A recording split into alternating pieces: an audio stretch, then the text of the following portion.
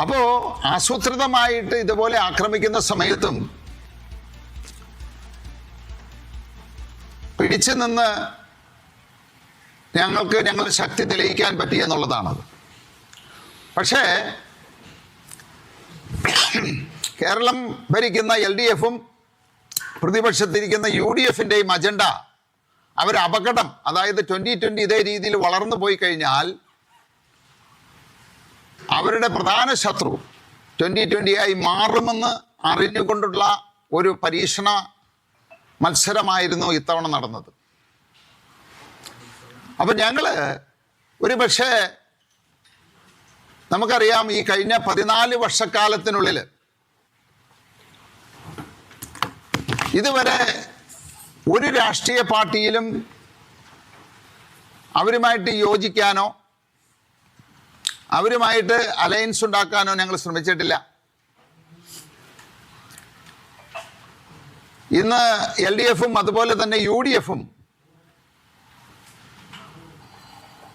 കഴിഞ്ഞ നിയമസഭാ തെരഞ്ഞെടുപ്പ് മുതൽ പല ഘട്ടങ്ങളിലും ഞങ്ങളുമായിട്ട് അലയൻസ് ഉണ്ടാക്കുന്നതിനുള്ള വിവിധ ചർച്ചകൾ നടന്നിട്ടുണ്ട്.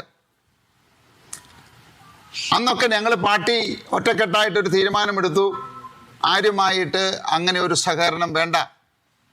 കാരണം UDF LDF എന്ന് പറയുമ്പോൾ ഈ കേരളത്തെ മാറി മാറി ഭരിച്ച് കട്ടുമുടിച്ച് ഈ കേരളം ഒരു അനാഥാലയമാക്കിയ രണ്ട് പാർട്ടികളാണ്. അപ്പോൾ അവരുമായിട്ട് ആശയപരമായിട്ട് യോജിക്കാൻ സാധിക്കില്ല എന്നൊരു സാഹചര്യത്തിലാണ് ഞങ്ങൾ അങ്ങനെ ഒരു അലയൻസ് വേണ്ട എന്ന് തീരുമാനമെടുത്തത്. പക്ഷേ ഇന്ന് ആ ദുഷ്ടശക്തികൾ എല്ലാവരും ഒന്നിച്ചു ചേർന്ന് ഞങ്ങളെ ഈ ഭൂമുഖത്ത് നിന്ന് തന്നെ എടുത്തു കളയാനായിട്ടുള്ളൊരു തീരുമാനമെടുത്തപ്പോൾ ഞങ്ങളൊരു പുനർചിന്തനം നടത്തി.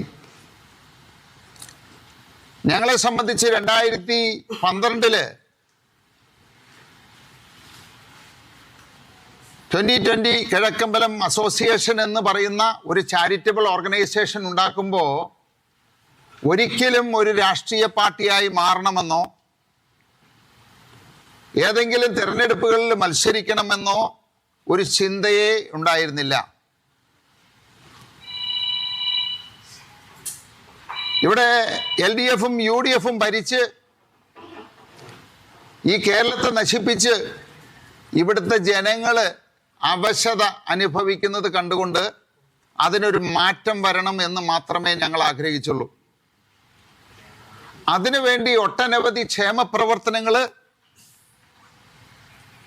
ഞങ്ങൾ നടത്താൻ തുടങ്ങിയപ്പോൾ അതിനെല്ലാം തുരങ്കം വെച്ച് അതിനെ മുന്നോട്ട് പോകാൻ പറ്റാത്ത രീതിയിൽ അവർ നിലപാടുകൾ എടുത്തപ്പോഴാണ് സാബു ജേക്കബ് മാധ്യമങ്ങളെ കാണുകയായിരുന്നു. 2020 രൂപീകൃതമായതിനു ശേഷം പല കുറി LDFും UDFും അവരുടെ സഖ്യത്തിലേക്ക് ക്ഷണിച്ചിട്ടുണ്ടെങ്കിലും പോയിരുന്നില്ല. പക്ഷേ ഇരുകൂട്ടരും വലിയ രീതിയിൽ ആക്രമണം നടത്താൻ തുനിഞ്ഞപ്പോഴാണ് ഇന്ത്യയിലേക്ക് അടക്കം പോകുന്നതിനുള്ളൊരു തീരുമാനമെടുത്തത് എന്നുള്ള കാര്യമാണ് സാബു ജേക്കബ് വിശദീകരിച്ചത്.